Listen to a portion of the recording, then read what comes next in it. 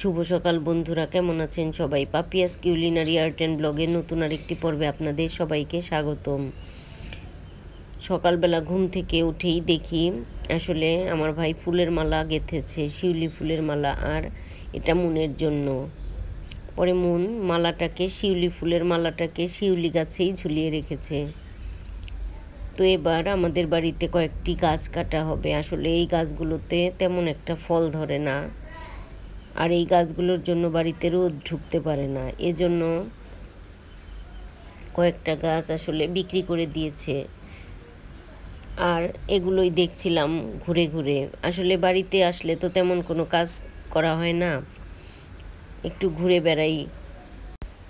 আর আমি আর মন দেখছিলাম আসলে গাছগুলো কিভাবে কাটছে। গাছগুলো অনেক বড় বড়, তবে গাছগুলোকে রশি বেঁধে বেঁধে এমনভাবে ডালপালাগুলো কেটে নিচে ফেলছিল যে গাছগুলো একটাও কোনো টিনের চালেও পড়েনি, কোনো জায়গা ছাড়া অন্য জায়গায় পড়েনি। আসলে শুধু রান্না বান্না নয়, সব কাজের মধ্যেই একটা আর্ট আছে। আজকে বুঝতে পারলাম এই যে লোকগুলো গাছ কাটছে, আসলে এই কাজের মধ্যেও একটা আর্ট আছে। আমাদের বাড়ির চারপাশে ছোট ছোট অনেক ঘর, আর এই যেখানে গাছ কাটছিল সেখানে আমাদের বাড়ির রান্নাঘর, পাশে ঠাকুর বাড়ির রান্নাঘর, সব রান্নাঘর, তারপরে আরও ছোট ছোট অনেক ঘর আছে যেগুলোতে লাকড়ি রাখা হয়। আসলে কোনো ঘরের উপরই একটাও ডালপালা পড়েনি। আসলে দেখে মুগ্ধ হলাম যে সব কাজের মধ্যেই একটা আর্ট থাকে।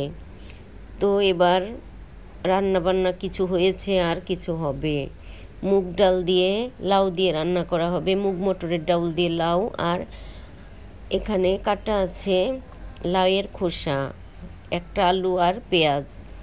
আর রান্না হয়েছে পুঁটি মাছ আর হলো টাটকিনি মাছ। এবার খাওয়া দাওয়া করে আবার একটু গাছ কাটা দেখছিলাম। ওই পাশের গাছ কাটা হয়ে গিয়েছে, এবার এই পাশের গাছগুলো কাটছে। আসলে অনেক বড় বড় গাছ, তবে চারপাশে বিদ্যুতের তার ছিল। তারপরেও এমনভাবে গাছগুলো আসলে ওনারা কেটেছেন যে একটা গাছও কোনো কিছু ক্ষতি করতে পারেনি। মনে হচ্ছে ওনাদের হাতের মধ্যেই সব কিছু, হাতের মধ্যে জাদু আছে, আর এই জাদু দিয়ে গাছগুলো কেটে নিচে নামাচ্ছেন। তো এবার আজকে বাসায় যাওয়ার পালা, আর বাসায় যাচ্ছি, মাকেও নিয়ে যাচ্ছি। আগেই বলেছিলাম যে আমার মায়ের একটু জ্বর এসেছে, তবে বাসায় আসার পরেও দেখি জ্বর কমছে না। তারপর আসলে একটু পরীক্ষা করাতে নিয়ে গেলাম, কারণ এখন ডেঙ্গুর সময়, আর এই সময়ে জ্বর আসলেই একটু ভয় লাগে। তো যে কথা সেই কাজ, ডেঙ্গু পরীক্ষা করাতে যে দেখি ডেঙ্গু পজিটিভ। আমার মা এখন হাসপাতালে ভর্তি আছেন, মোটামুটি সুস্থ আছেন। তবে আপনারা সবাই আমার মায়ের জন্যে আশীর্বাদ করবেন, দোয়া করবেন। আমিও একটু অসুস্থ, অনেক দিন আগেই ঠান্ডা লেগেছে, মাঝে সেরে গিয়েছিল, তারপর আবার ঠান্ডা লেগেছে, একটু জ্বর জ্বর। সব কিছু মিলিয়েই আসলে মাঝখানে 3-4 দিন ভিডিও দিতে পারিনি। মন ভালো না থাকলে কোনো কিছুই ভালো লাগে না, আর শরীরটাও তেমন ভালো না, মায়ের জন্যে মনটা খারাপ, এজন্য আর ভিডিও দিতে পারিনি। বাসায় এসে আর কোনো ভিডিও করিনি, এটা 3-4 দিন আগের ভিডিও। তো আমরা চলে যাচ্ছি বাসাতে, মাকেও নিয়ে এসেছি। মুন, আমি আর মা যাচ্ছি। অনেক দিন হয় মা আমার বাসায় আসেনি, এজন্য ভাবলাম আমি যখন এসেছি তবে মাকে নিয়েই যাই। তবে নিয়ে এসেছিলাম অনেক আশা করে কয়েকদিন থাকবে, কিন্তু আসলে থাকতে পারলো না। অসুস্থ হয়ে হাসপাতালে আসলে ভর্তি হতে হলো। তো এবার আমরা অটোতে যাচ্ছি, যেতে যেতে যেতে যেতে অনেকটা দূর চলে এসেছি, আরও কিছুটা পথ বাকি আছে। তোমাকে নিয়ে যাচ্ছি, ভীষণ ভালোই লাগছে। এবার এসেছি সেই বেউথা ব্রিজে। আসলে আমাদের বাড়ি যেতে একটা ব্রিজ পড়ে, বেউথা ব্রিজ। আর এই ব্রিজটা দেখতে ভীষণ সুন্দর। আর বিকেলবেলা সন্ধ্যের পর এখানে প্রচুর লোকজনের আনাগোনা। এখানে সবাই বেড়াতে আসে, ফুচকা চটপটি এগুলো খায় আর প্রকৃতির সৌন্দর্য উপভোগ করে। আমরা যখন মানিকগঞ্জে ছিলাম তখন আমরাও আসলে বেউথা ব্রিজে এসে অনেক মজা করতাম।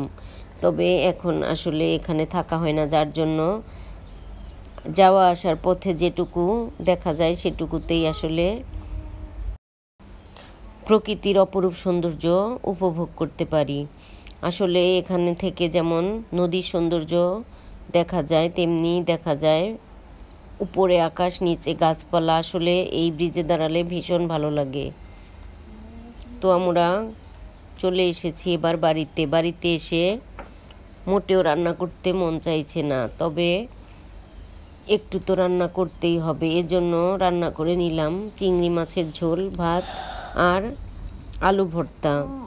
এগুলো দিয়েই আসলে রাতে খেয়ে নিয়েছিলাম। তো বন্ধুরা, আমার আজকের এই ভিডিওটা কেমন লাগলো অবশ্যই জানাবেন। যদি ভালো লাগে তবে একটা লাইক, কমেন্ট, শেয়ার করার অনুরোধ রইল। যারা ফেসবুক থেকে দেখছেন তাদেরকে অনুরোধ রইল আমার ফেসবুক পেজটি ফলো করার।